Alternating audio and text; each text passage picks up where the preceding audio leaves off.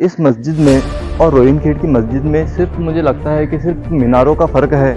जो तो यहाँ पर अल्लाह और मोहम्मद साफ तरीके से ज़ाहिर होता था, पर अब जब से इसे कलर होगा इसमें 2 से 3 जगह लोहे का इस्तेमाल किया गया है, जो कि इसकी मजबूती। अस्सलामुअलैकुम दोस्तों, मस्जिदों की इस सीरीज़ में हम पहुंच चुके हैं बुल्ढाना ज़िले के एक छोटे से गांव साकर खेड़ा, जिसका पहले नाम हुआ करता था फतेह खेड़ा। साकर खेड़ा मशहूर है अपनी एक कदीम तरीन मस्जिद, जिसकी तामीर खुदावन खान महादवी ने 1582 में की थी। तो आज हम इस वीडियो में जानेंगे कि इस मस्जिद की क्या खास बातें हैं जो इसे बहुत ही यूनिक बना देती है। जैसे ही दोस्तों हम मस्जिद के मेन गेट पर आते हैं तो हमें ऊपर में एक फारसी में कतबा लिखा हुआ नज़र आता है, जो पढ़ना बेहद मुश्किल है, लेकिन शरीफुद्दीन साहिल साहब की किताब बेरार की तमद्दुनी और इल्मी तारीख, इस किताब की मदद से हम जानेंगे कि ये फारसी में क्या लिखा हुआ है।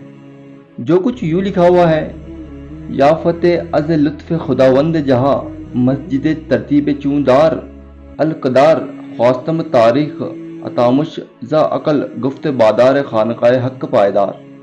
जिसका तर्जुमा हमने मैरलिन नामी एक वेबसाइट से किया, जो कि फारसी से उर्दू में तर्जुमा करती है। वो कुछ यूँ है: खुदावंद की रहमत से एक ऐसी मस्जिद की बुनियाद रखी जैसे करार की जगह है। मैंने इसकी तकमील की, तारीख अकल से पूछा तो वो बोला यह खुदा का घर बरकरार रहेगा। खुदा का घर बरकरार रहेगा, तो उसी तरह यहाँ के लोगों ने इस मस्जिद को बरकरार रखा है। हालांकि हम इसके पहले भी एक वीडियो में रोहिन खेड़ की मस्जिद आपको बतला चुके हैं, जिसके अंदर सिर्फ जुमा के रोज़ नमाज होती है, और यहाँ हमें पता चला है कि पाँचों वक्त की नमाज और साथ में मदरसा भी यहाँ पर होता है। और इस मस्जिद की कंडीशन रोहिन खेड़ और अंजनी खुर्द, ये दोनों गांव की मस्जिदों से काफ़ी बेहतर नज़र आती है। और जो रोहिन खेड़ की जो मस्जिद थी, तो उसके जो पत्थर थे वो चारों तरफ बिखरे हुए पड़े थे। जब हम वहाँ पर गए, आप पिछले वीडियो में आप देख सकते हैं कि हम किस तरह से वहाँ की शूटिंग निकाले और किस तरह से वहाँ का हमने मंजर आपके सामने पेश किया। जो इसकी जो कंपाउंड वॉल है, इसके करीब रोहिन खेड़ की मस्जिद के आधे पत्थर गिर चुके थे, लेकिन यहाँ की जो कंपाउंड वॉल है, इसके पत्थर अभी भी बरकरार है। और अब हम जानेंगे कि इस मस्जिद में और क्या ख़ास बातें हैं, जो कि हम अभी आपको सामने से रूबरू कराएंगे। अब हम चलते हैं सीधा मस्जिद में।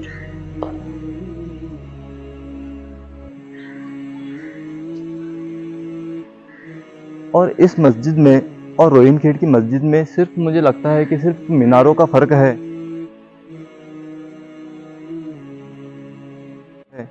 जो कि इसके मीनार एक गोल नुमा आकृति से बनाए गए हैं। और जो हमने रोहिन खेड़ की जो मस्जिद देखी, उसके चौकोन आकृति में मस्जिद बनाए गए थे।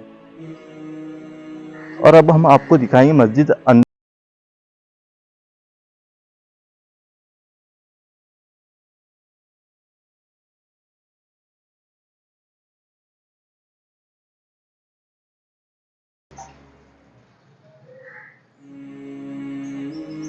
और अंदर आने पर हमें ये मस्जिद बिल्कुल रोहिन खेड़ की मस्जिद की तरह नज़र आती है। जैसे कि इसका जहाँ पर इमाम साहब नमाज अदा करते हैं, ये वहाँ का आर्किटेक्चर।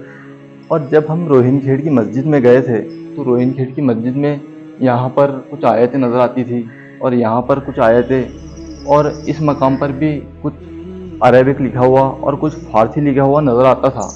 लेकिन इसके ऊपर अभी चुनखड़ी वगैरह या फिर जिप्सम वगैरह से इसको शायद ढक दिया गया है, क्योंकि इसके ऊपर जो आयतें आती थी तो वो सीधा पत्थर पर आती थी, और अब इसके ऊपर जो चुनखड़ी वगैरह से जो उसको पूरी तरह कवर कर दिया गया है, तो वो आयतें हमें नज़र नहीं आएंगी। और अब हम बात करेंगे इस जगह की जहाँ पर इमाम साहब नमाज अदा करते हैं। हमें बताया गया था कि जब बरसात के मौसम में पत्थर पसीना छोड़ता था, तो यहाँ पर अल्लाह और मोहम्मद साफ तरीके से ज़ाहिर होता था। पर अब जब से इसे कलर हो गया है, अब इसके ऊपर कुछ नज़र नहीं आता, कि कलर ने उसे ढक दिया गया है। और इसके ऊपर भी काफ़ी अच्छी कंडीशन में मीनार और गुम्बद के आसार नज़र आते हैं।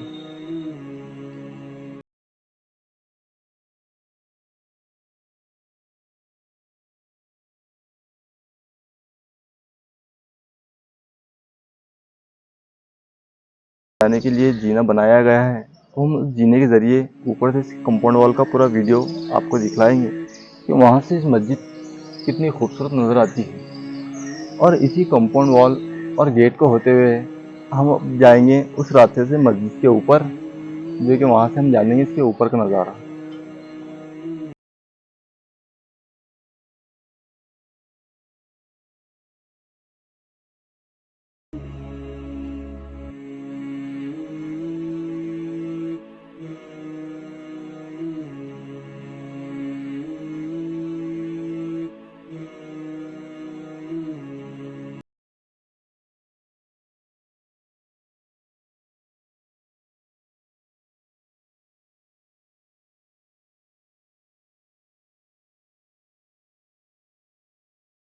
साथ में हमें जो जीना नज़र आ रहा है, यही जीना बस इसको रोहिन खेड़ की मस्जिद से जुदा करता है।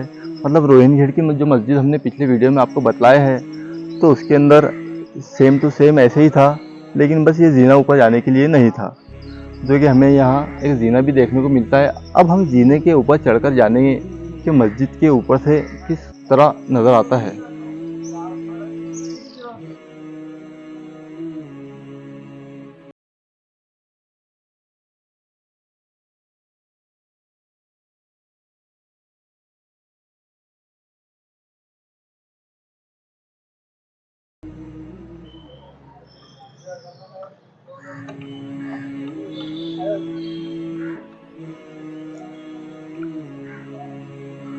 और जैसे ही हम जीने के ज़रिए ऊपर आते हैं, तो हमें ये पहले नंबर वाला जो मीनार नज़र आता है, इसके ऊपर लोहे का भी इस्तेमाल किया गया है, जो कि इसकी मजबूती को और मजबूत करता है।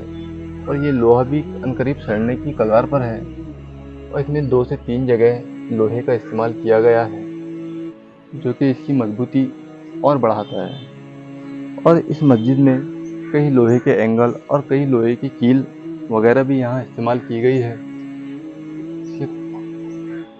और इसके जो मीनार और गुंबद है, ये गोलनुमा आकृति में है। जैसा कि हमने रोहिन खेड़ की मस्जिद में देखा था, उसके मीनार कुछ इस तरह चौकोन आकृति में हमें नज़र आते थे, लेकिन इसके मीनार टोटल गोल हमें नज़र आते हैं। और अब हम आएंगे इसके दूसरे मीनार की तरफ, जो कि इसका जो दूसरा मीनार है, ये भी अनकरीब इसके टोटल 4 मीनार है। ये जो इसका दूसरा मीनार है, ये भी उसी तरह है जैसा कि हमने पहले वाले मीनार देखे हैं।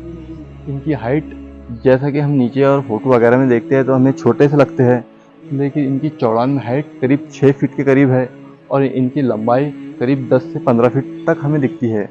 और इनके साथ में हमें इसके पैरापेट टाइप सामने नज़र आता है, और इसके सेंटर में एक गुंबद हमें नज़र आता है, जो कि कई जगह से उखड़ने की वजह से हमें नज़र आता है कि ये चुनखड़े से बनाया गया है, और इसके अंदर ईंटों का भी इस्तेमाल किया गया है, और बारीक नक्काशी जो कि चुनखड़ी में की गई है। और इसके पीछे आने पर हमें नज़र आते हैं ये ढलवान नुमा, जो कि पानी बहने के लिए इस्तेमाल किए गए होंगे, और इसे पानी बाहर निकलने के लिए उसी वक्त में पत्थरों के पाइप नुमा पत्थर यहाँ पर लगाए गए हैं, जो कि पानी बाहर निकालने का काम करते होंगे। और इसी की तरफ से हमें पीछे आने पर पता चलता है कि यहाँ पर एक पुराना, उस वक्त का कदीम तरीन बहुत बड़ा एक हौज यहाँ पर रहा होगा, जो कि अभी बहुत ही खस्ता हालत में है। और इसके सेंटर में जो है बहुत बड़ा फव्वारा रहा होगा, जो कि हमें नज़र आता है। और इसकी कंडीशन अभी तो बहुत ही ख़राब नज़र आ रही है कि इसके लोगों ने कचरे के तौर पे इस्तेमाल करना शुरू कर दिया है। तो कई लोगों ने जो नीचे उतरने के लिए पायरियाँ थे, उसको कंपाउंड वॉल की तरह इस्तेमाल कर लिया है, और कई जगह पायरिया के ऊपर कलर देके इसको नया रूप देने की कोशिश की गई है। और दोस्तों, पीछे आने पर हमें नज़र आते हैं इसके पाइप, जो कि पत्थरों में बनाए गए हैं। उस वक्त पानी बाहर निकालने का काम करते हैं, जो पानी स्लैब पर गिरता होगा। और इसका पीछे का जो बैक साइड है, ये भी रोहिन खेड़ की मस्जिद की तरह ही है।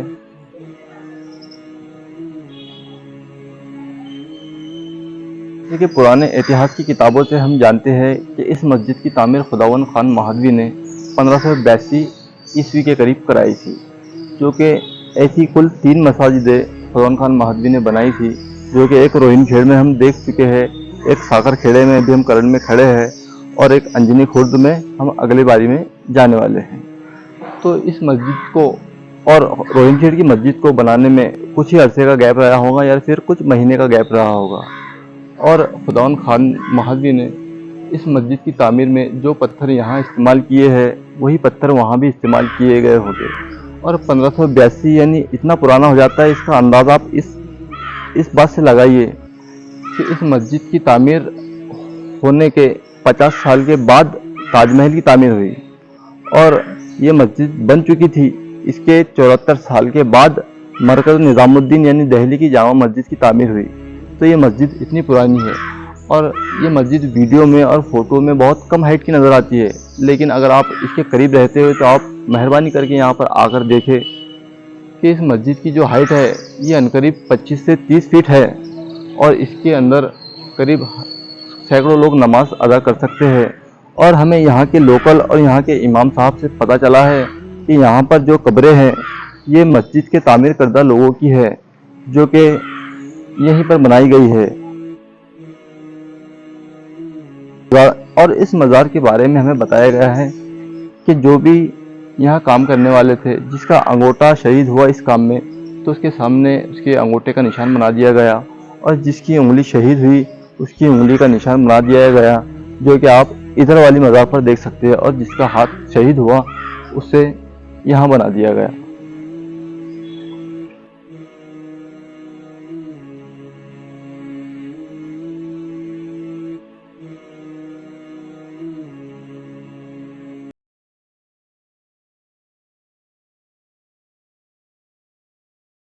जैसा कि साकर खेड़ा मशहूर है अपनी इस कदीम तरीन मस्जिद के लिए, वैसे ही साकर खेड़ा जाना जाता है अपनी एक बहुत कदीम जंग, जो कि 1724 में मुबारिज़ खान और असफ जहाँ अव्वल, जो कि पहले निज़ाम हैं, इन दोनों के बीच।